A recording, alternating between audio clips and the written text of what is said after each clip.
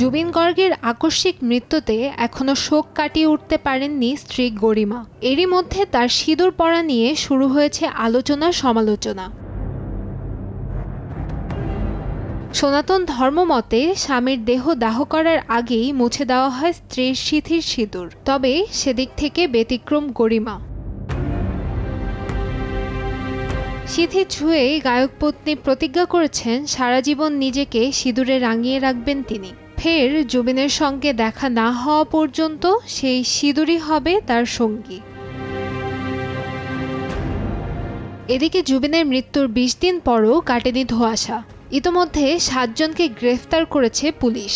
সবশেষ শুক্রবার সকালে নন্দেশ্বর বোরা ও পরেশ বৈশ্য নামে গায়কের ২ ব্যক্তিগত দেহরক্ষীকে আটক করে আসাম পুলিশ। কান্তাময়ী স্নেহা, সময় সংবাদ, ঢাকা।